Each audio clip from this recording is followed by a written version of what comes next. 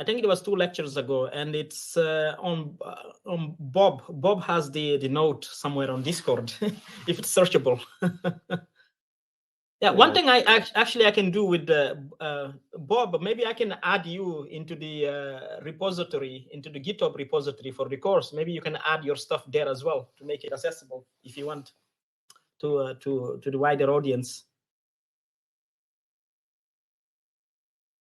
If Bob is willing, that's a great idea, because not only is stuff very hard to find on Discord, if you want to make a change, GitHub is a natural way to keep things up to date. Yeah. Okay, so yeah, so Dimitri is already saying the question is what typo. So he found a typo. Is this a new typo or the typo that Bob was saying? The one discovered by Bob. Okay, the same as Bob. Okay. So the challenge I was asking everyone is how to fix it. Okay, I'm going to have to revisit that. Yeah.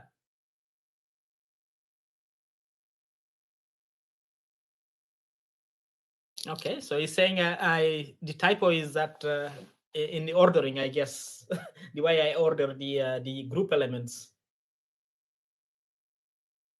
Okay.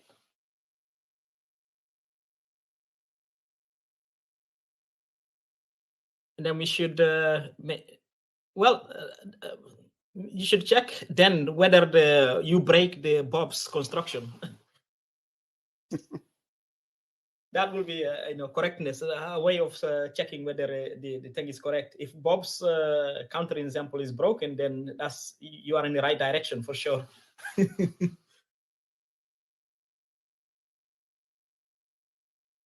Yeah, it would be interesting actually if you paste this on the thing on the Discord, just to keep people alive. I know it's like it's one of these silly things, but it's very important for as part of the learning journey, as simple as it is. Like, okay, so let's get started. So we are in session 16 of 20. I'm actually confident that we should be able to wrap it up on session 20, because not in this session, in the next session, we will already start with the matrix group stuff.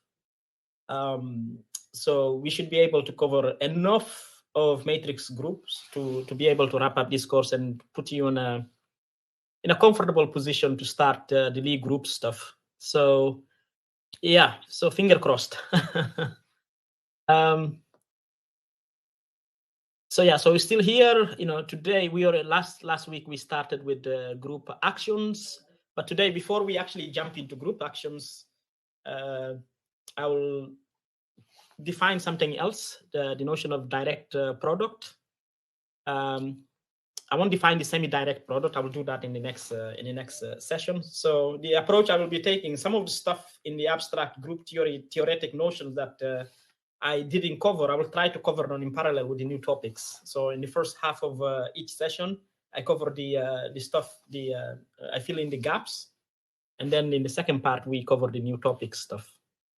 That will be the approach until we wrap up the crash course. But I think we have pretty much covered so far from what we will cover today, and in the next session we should have covered a lot of what you need in terms of abstract group theoretic stuff, notions for at least the course that we have in mind for you, which is the Lie group stuff. So, okay. So I think when I crashed your study sessions, I think George was talking about direct product or something. You mentioned this, I guess. Yeah. So here it is. Yeah. So that image, the last diagram, is so central, the fundamental theorem. Yeah. So let's see. I hope I didn't make any typos. So apologies again. And it's a good thing if you find typos, you can just enter the typo competition. So far, Bob is ahead. At the end, I will give a trophy. in the last session, we defined the notion of internal product, or a product of two subgroups of a larger group. Okay, so today we'll do the opposite, which is assuming we have two arbitrary groups, not necessarily subgroup of each other. Okay, let's say two different groups. So G1 and G2. So we can define this. We can put a group structure on their Cartesian product. Okay, so you take their Cartesian product, and then you define the group operation this way. So you multiply, you add the group operation on the thing on each side in their respective groups. So in this case, this first entry, of the pair, you take that, you do the product with the x2, so x1, x2, and then you get the first element, and then you do the same with the y1, y2.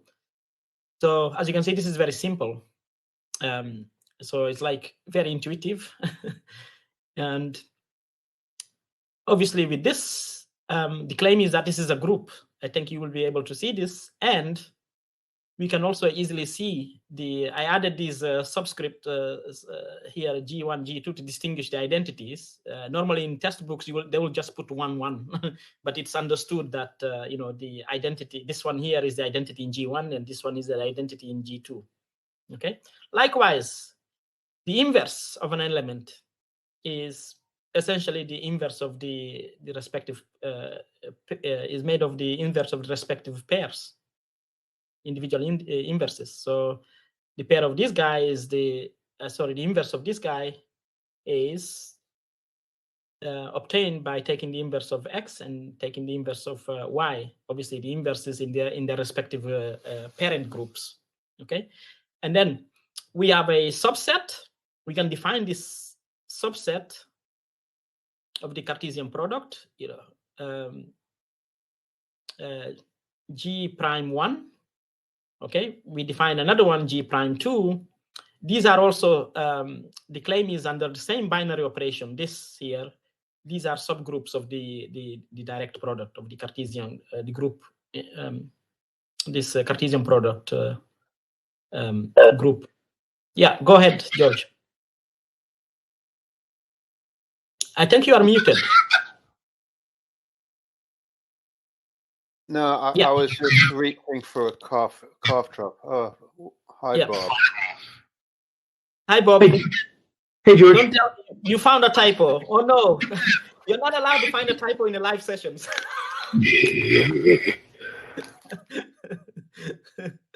Bob is eagle eye. Yes. Good to see you, Bob. Yeah, I guess I actually read the slides, so yeah. Yeah, my heart was about to sink. I was like, oh no, I haven't even started, and Bob already found a typo. Okay, so this is like very easy. You can see that these guys are like subgroups, right? So far, no problem, right? And also there is like a natural isomorphism that we can define like this. It takes a pair in G prime 1 and maps it to X, right? This map, if you put phi 1 of this equals X, the claim is you get a homomorphism. So this means that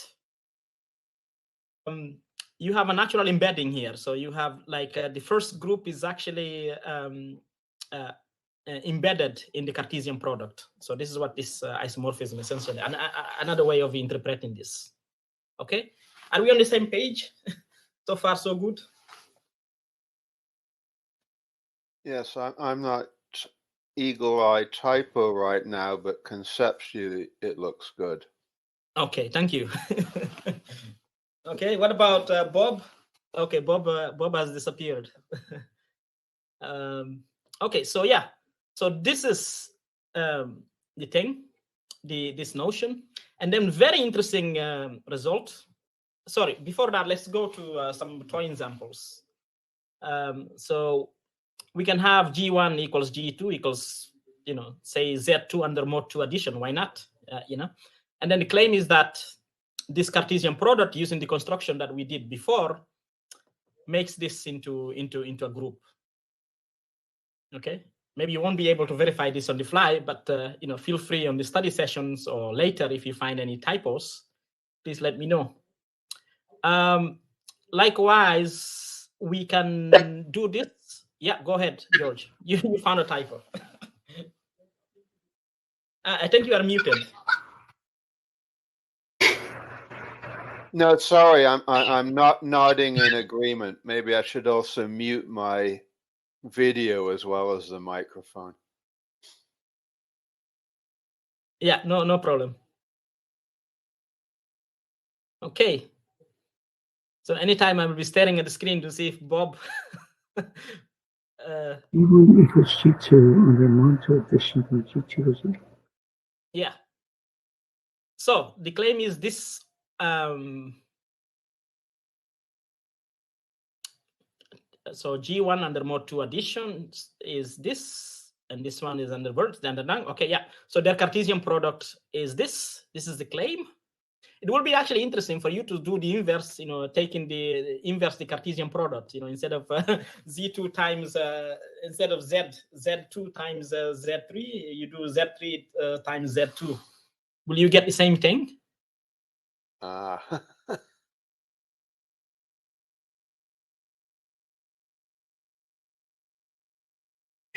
And I think this is a group we've seen before in this course. Yeah. Someone is asking the Michelle, what is the issue? Shift by 1 for.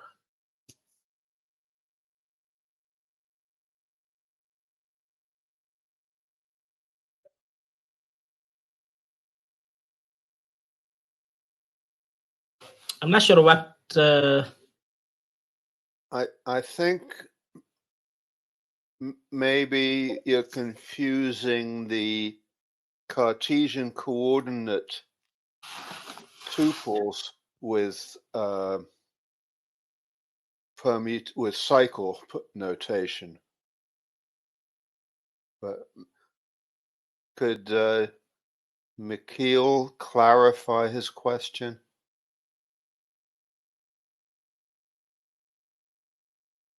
I mean, we are not actually this question to do with the rotation. Maybe this is more suitable for the matrix groups. At the moment, we are not. Yeah, go ahead. Go ahead anyway. Yeah.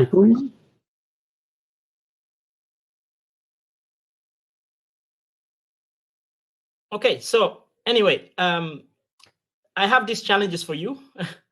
Is this one? The first one is we know that under addition, obviously, Z2 and Z3 are obviously cyclic groups, right?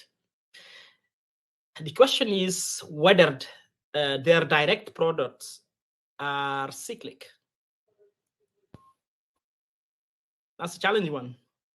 Okay. So if they are cyclic, then obviously they must have generators, right?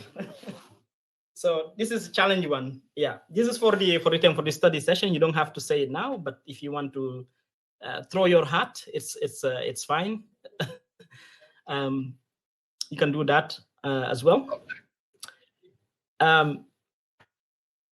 Yeah, Bob, did you want to comment anything? No, I'm fine. I'm fine. Okay.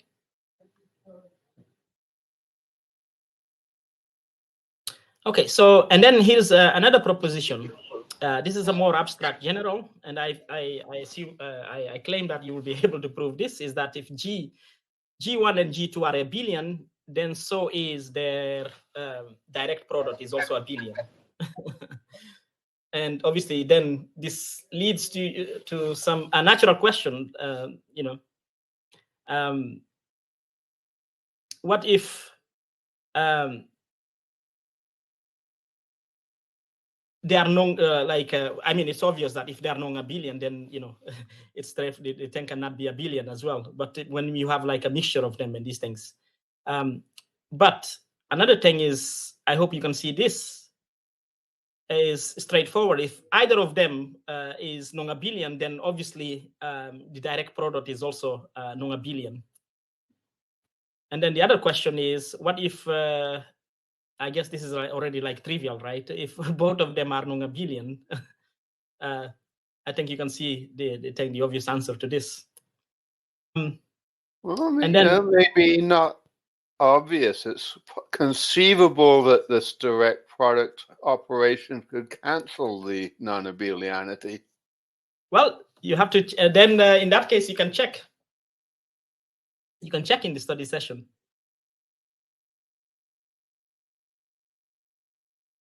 And then challenge 2, more specifically, this is like more concretely, when you have G1, let's say G1 is Z2 under mod 2 addition. So this is abelian group. And then Z2 S3, obviously under the permutation group. Obviously, this is a non-abelian group. You are encouraged to construct their products. So I guess this will tell you already, will give you a hint, a concrete hint about when you have one of them non-abelian and the other one abelian. Okay. And now this is an interesting thing. One of the interesting features of this is given by this.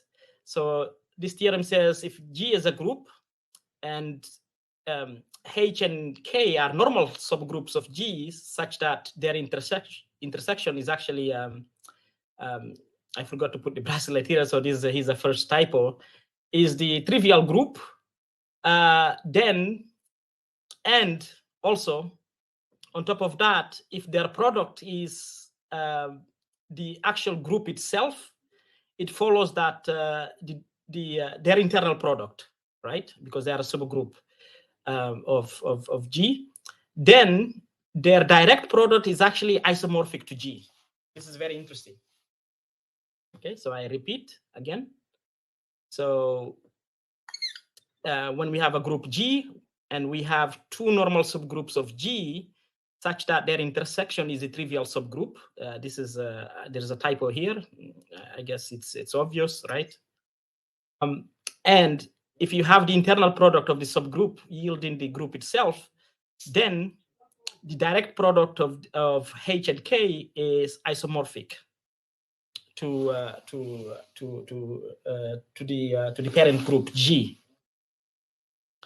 Now the question that arises is, what if we relax this thing of because in here we are assuming they are both normal subgroups. What if we relax, say for example, H is normal but K is not? This is what in the next session you will see what will lead us to the notion of semi-direct product. We'll come to that. I didn't want to cover that because we have so much to cover today to not confuse you, because and also is laziness and the lack of time to do the slides, because we have to introduce you some other stuff like automorphism and these things that would are convenient to get you through this. Okay, so that's the thing. And now just a brief recap, and apologies again if there is any typo, and the eagle eyes, it will be great if you can find a typo in the last oops.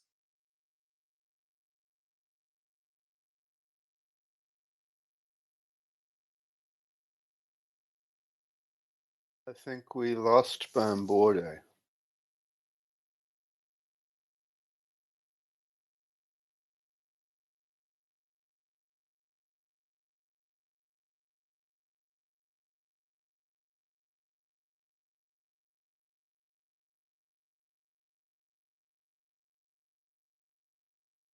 Okay, sorry for that. You would imagine I was about to click the slide and I managed to close the tab. Sorry for that. I mean, this is one of the things that the user interface for this thing has to be better. Instead of just prompt, it should at least, I mean, there's nothing a Crowdcast can do because it's actually the tab, so fair enough.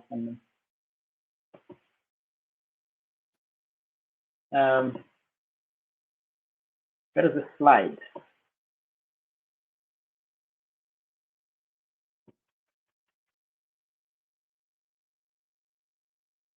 All right. This is what happens when late start. Are the slides back? Yes. All right. Yeah.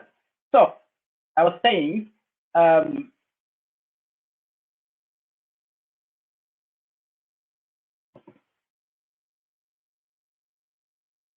so in the previous session, we concluded, we gave a definition of an action of a group, right? And then we concluded that an action of a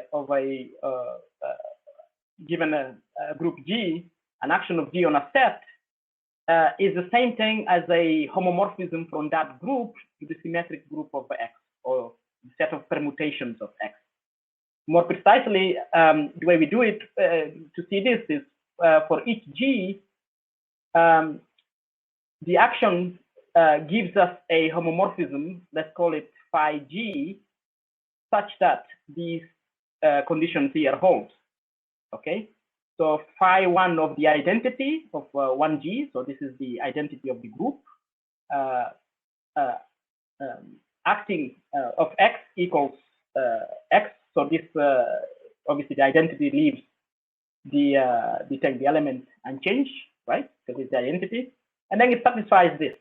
Okay, so here's a concrete example. If you are confused with this, it's okay. You can just go back to the slide and take a look at it. It's a little bit confusing to start with, especially when we go through the way we defined it, which gives you the impression that this thing of action is some sort of product, like less multiplication thing, but in reality, actually, under that analogy can work. You can forge it in some use cases, but this is the right way of viewing it. View it as a homomorphism from the group itself, an action to be a homomorphism from the group G on the set X, on the set of symmetry of the thing of set X that the group is acting on.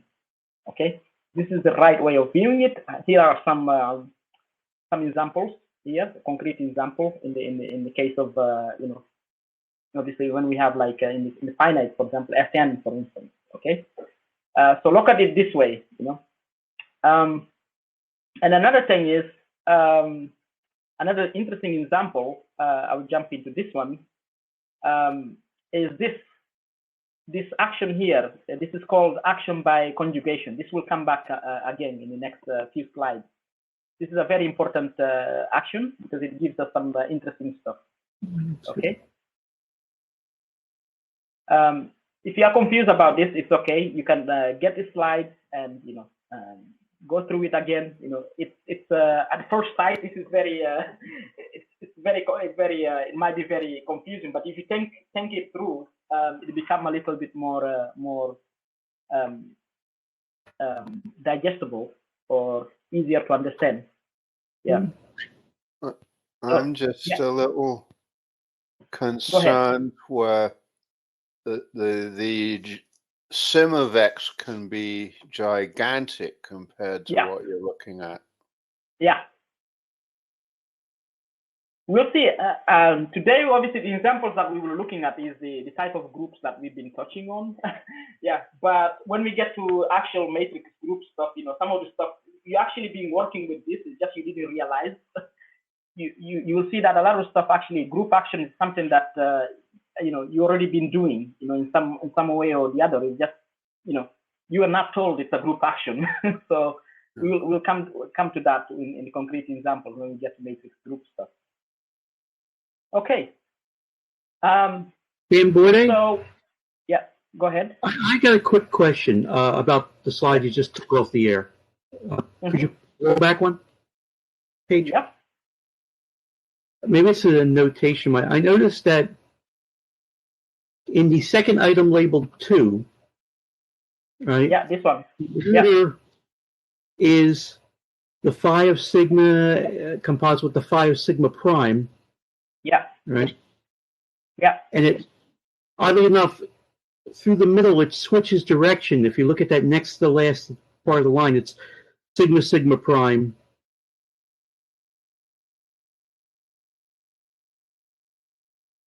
guess. In here. Yeah.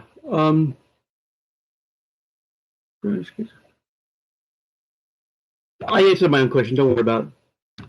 Yeah. All right. Fair enough.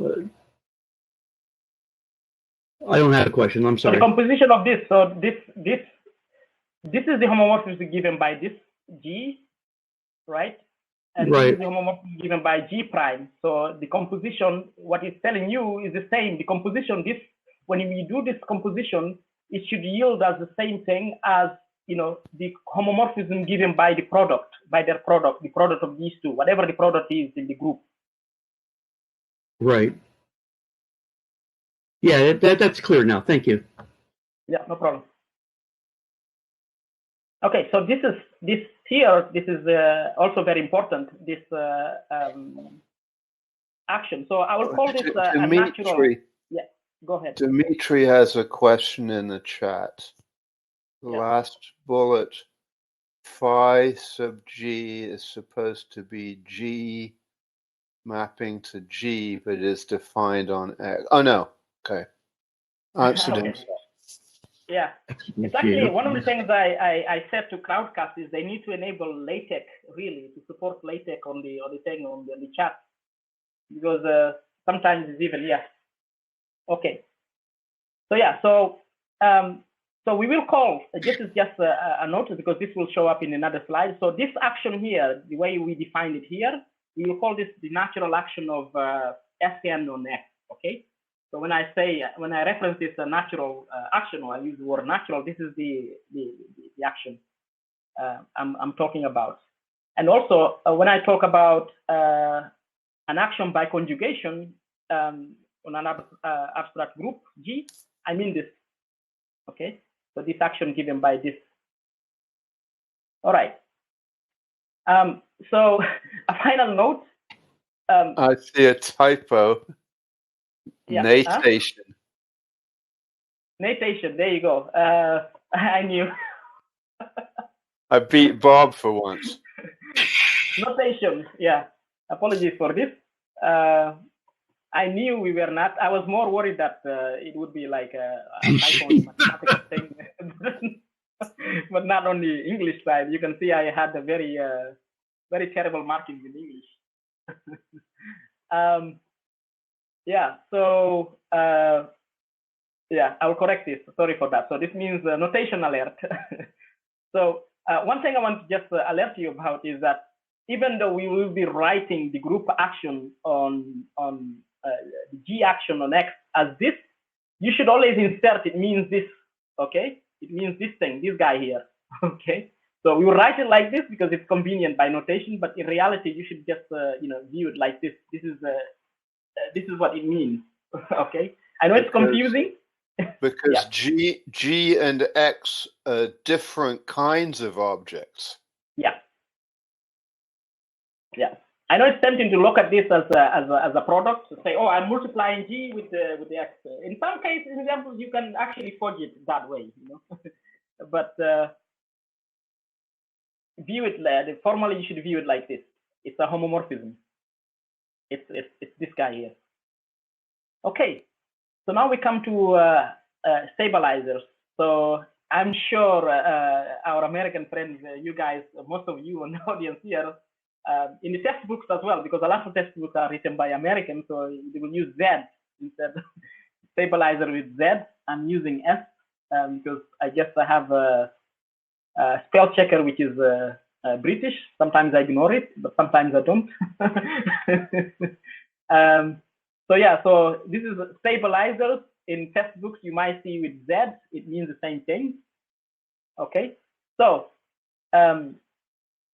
suppose G is a group, so acting on a set X.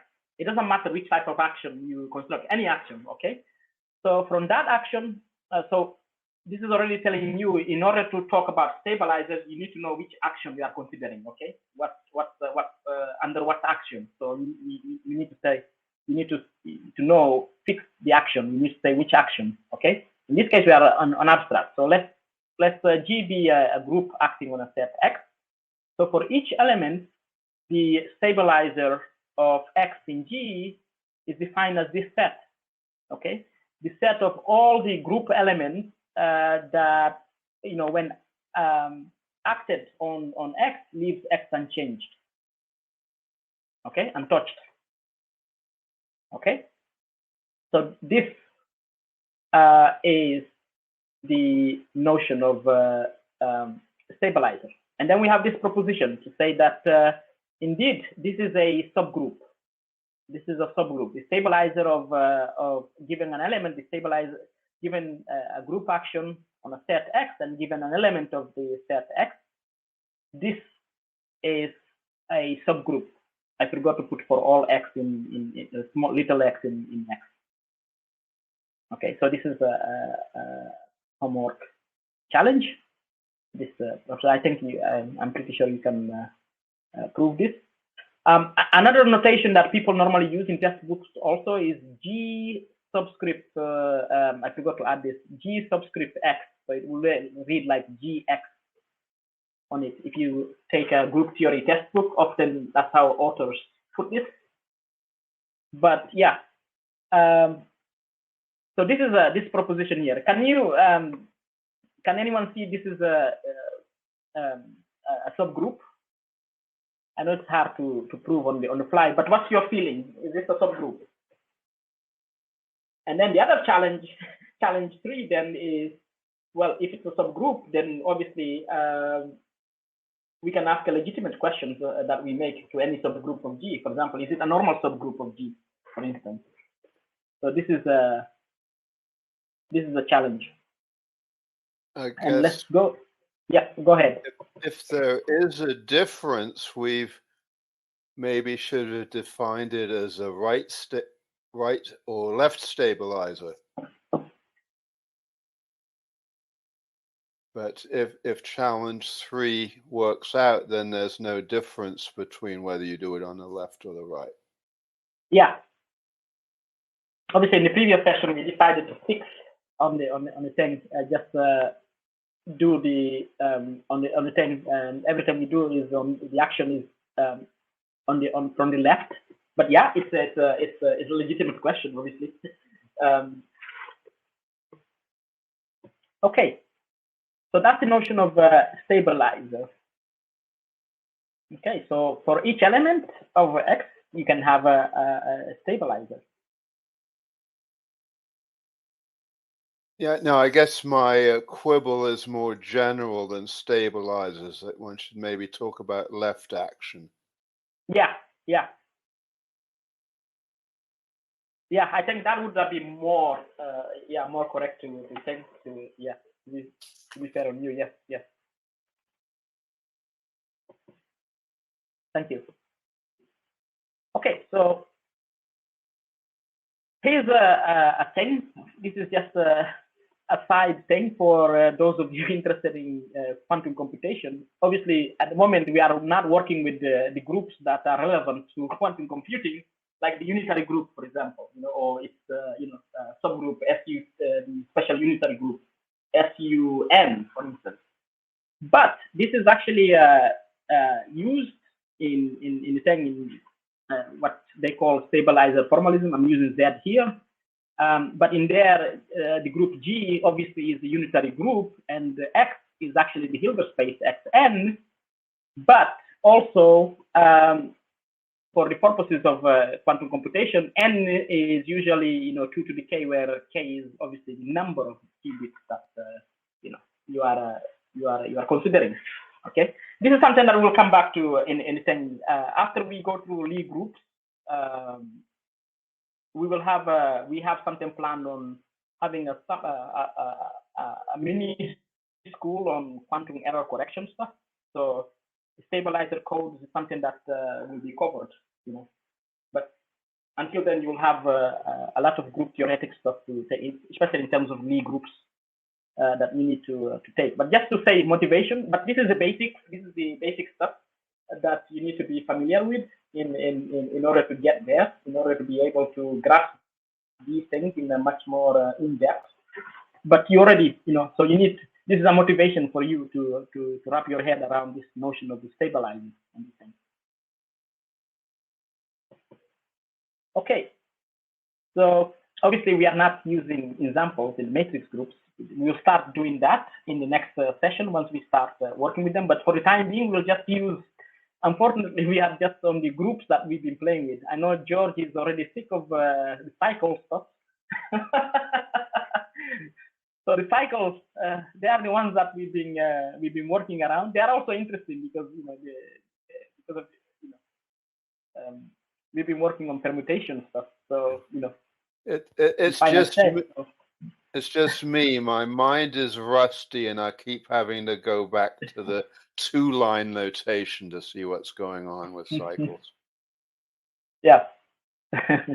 So here's an example. So the claim is that, so let's G be S4, right?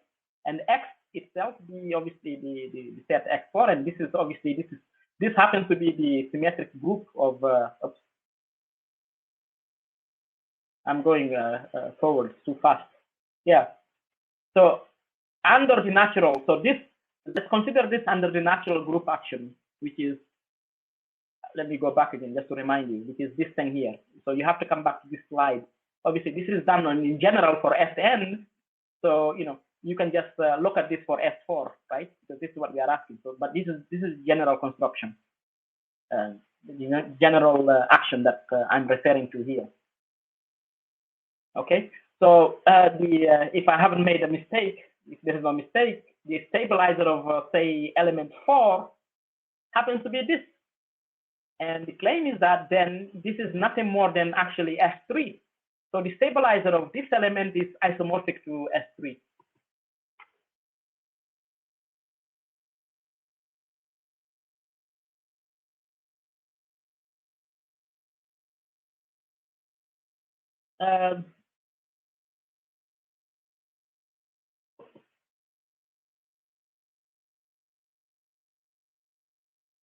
I'm not sure what what's the W what? WD-40 It's an oil for lubricating. Super duper lubricating oil.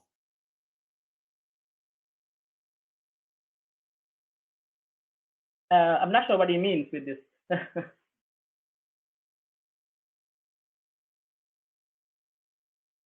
Okay. Okay. Right.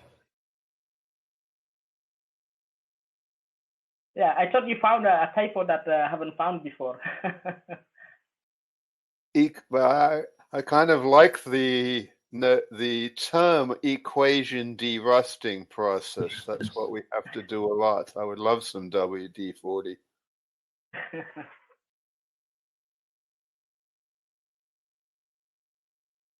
Okay, cool. Yeah, so going back to this, so you have to verify this. So the claim is that the stabilizer of this element 4, which is here, right? Because we are considering the action of S4 on the set X, right? So we can, sorry. So we are entitled to ask this question. Yeah. Was someone saying something? Yeah. Make a comment on that in terms of whether or not this is S3. If you look at S4, right, without doing the longhand notation, basically you're saying every permutation doesn't touch 4. That does not move 4, which means it'd be the list of every permutation that doesn't have a 4 in it. Which, if you look, then is just basically S3,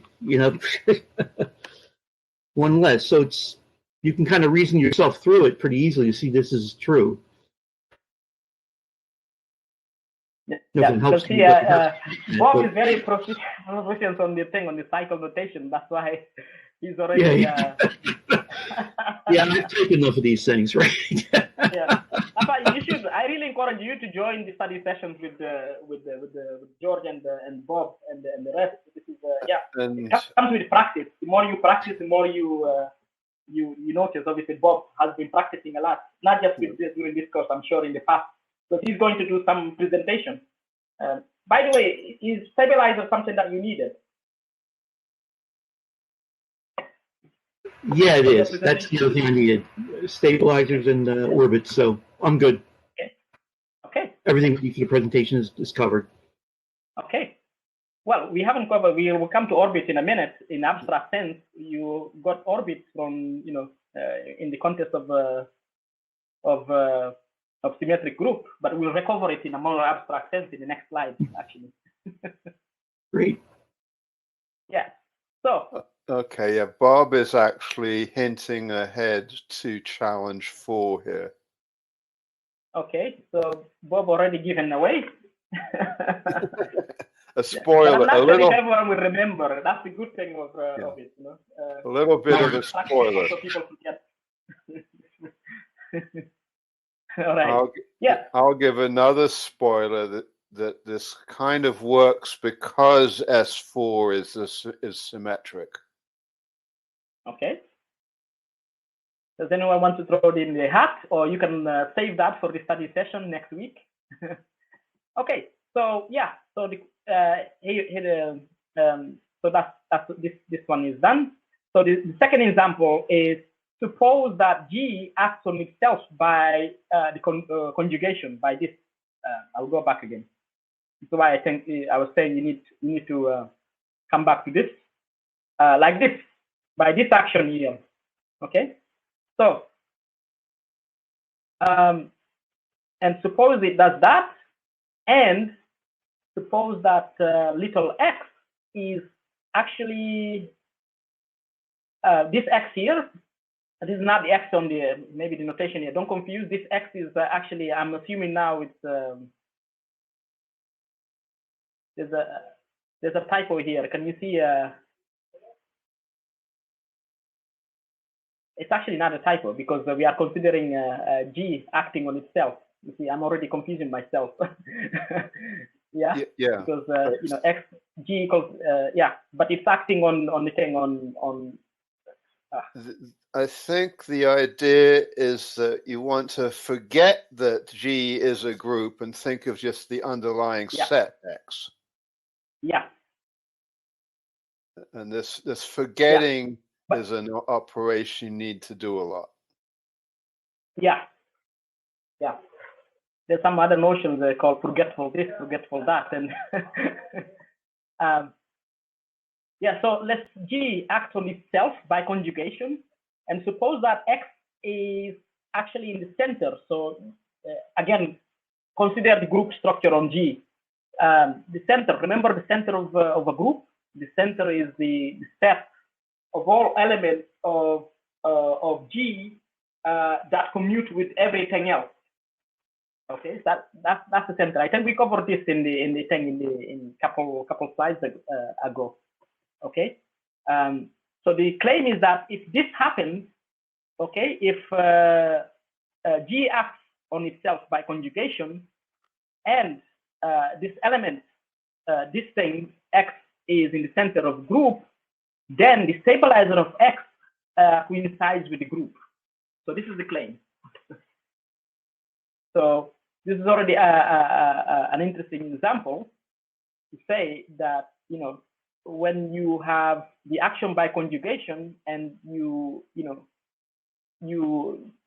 identify the center of G, then you can you have some nice this nice property that actually the stabilizer of X is coincides with the actual group. This is the claim anyway.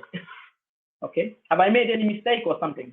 Yeah, maybe Bob can find a counter example or something, or disprove this, but let's see. And then I have the fourth challenge, is similar to this example here, but now the question is for you to find the stabilizer of the of say of 2, of 3, and finally, is it true that the stabilizer of 2 is also isomorphic to S3? So you can see there's a lot of homework here for you to go and wrap your head around. You might find some surprises, or maybe some of you, like Bob, already can see some interesting stuff there. But I claim this is actually an interesting challenge. You will find some interesting thing there. Okay. And then we go to orbit, group orbit. I hope I didn't make any typos again, but that's a good thing. So given a group G acting on a set X, again, we are assuming, an arbitrary action, okay? For an element little x in a big X, the orbit is defined like this. So the orbit is this set here, okay? So intuitively, this orbit is essentially just the set. I don't know if it won't confuse you whether I'm the right way of saying it. Is like the set of points in X, which X can be moved to by the group action. So anytime the group action, so you can imagine, that's why it's called orbit. Imagine the planet orbiting, right? As the planet orbit is moving, right?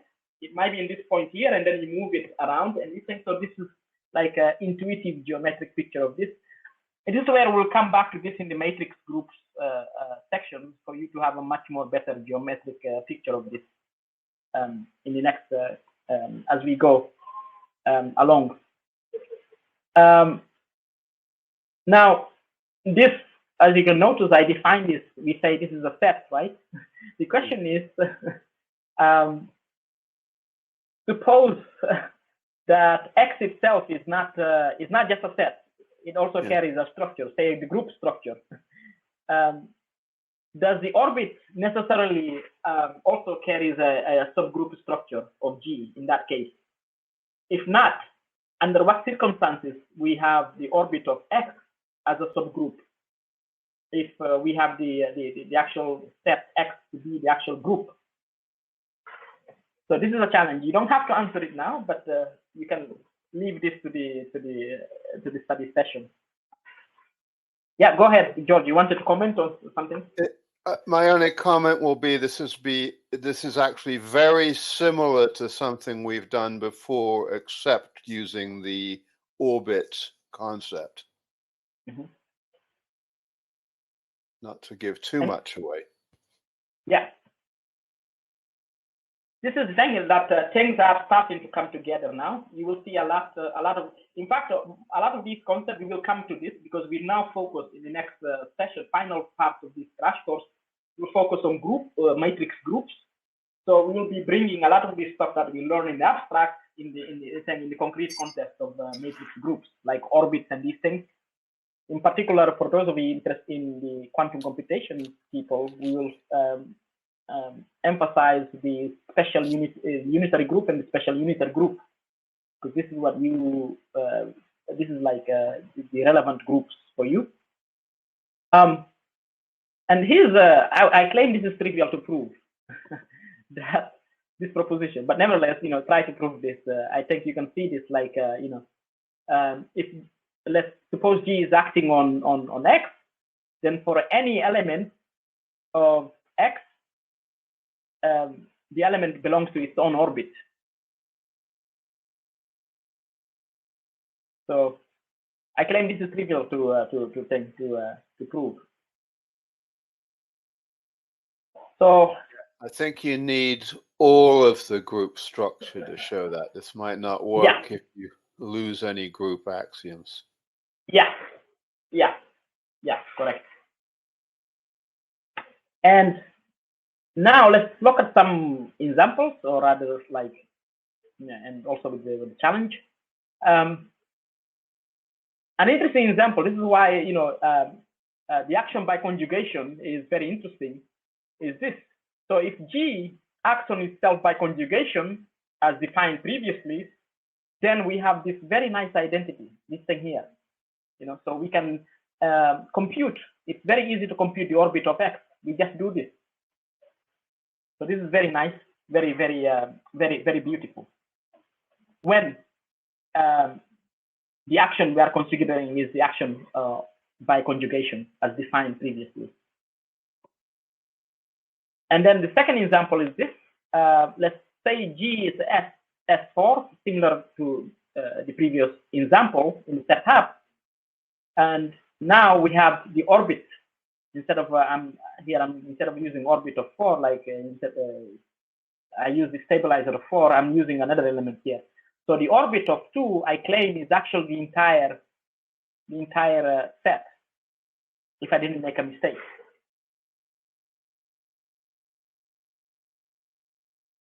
Or did I make any mistake? Bob, can you see this? It might not be on the fly, but... I mean, so far it looks good. I don't see anything. Okay. And then the challenge is, this is, we know the orbit of element 2, if I'm correct, is this. You will double check on me on this. And then the question is, can you find the other orbit? You know, I mean, go and find the other orbit. And I claim you will see a surprise. For those of you who cannot see this right now, like Bob, you will see something interesting when you try to find the orbits of the other elements. I won't say what, but you know, it might be like, and that's it. In the next session, we will go through some results about all these things, some important theorems that I didn't have the time to cover because I think you have enough in your plate today, not least also the time pressure that I had in terms of doing the slides. But I think you have enough decent stuff to wrap your head around this. It's enough for you to carry on for the next session, where we will present some results, and then we will start making the switch into matrix group stuff. So whatever I cover in the next session on this and few other stuff that I will cover, like the semi-direct product, this will be it in terms of abstract group theory. And then the rest is just defining, you know, working on concrete groups, in this case, the matrix groups, and explore some of the properties, some of the notions that abstract group theoretic notions, but in the context of matrix groups. That's it. So, yeah. Does anyone have any questions or anything to add? Just to remind you that this slide, if Bob and the rest don't find any typos or errors or counterexamples in some of the statements, you know, I'll upload them anyway, and in case they do, I will correct them. And if they find something very interesting, I will deliberately not correct them to see if someone else, the community, some of you might correct them, like the challenge we were talking about before, the one that the counterexample that Bob. So Bob, I think you are not here. Dimitri thinks he found a fix for the counterexample that you found. Okay. Your counterexample is correct. It's just he found a fix for the typo on the theorem that would throw away your counterexample. Okay. So he will share it, I guess. Dimitri, I think he will share it on your correction of of item 3 of the theorem in lecture 14, I believe. Yes, Dimitri says he'll put it on Discord. Yeah. So that's So great. Looking forward to seeing it. I think I think I see a fix, and it's likely the same fix that Dimitri sees. So, okay. it's already done on Discord. Okay. But I encourage everybody to try for themselves. Yeah. So Dimitri, thank you, and I'll see you soon as well. So, does anyone want to make any comments or something on the community? I'm actually curious. This is the first time we are seeing you, Michael. You can come to a stage if you want and introduce yourself. I'm always keen. I'll stop recording actually. So people, let me just stop recording now, so people can feel free to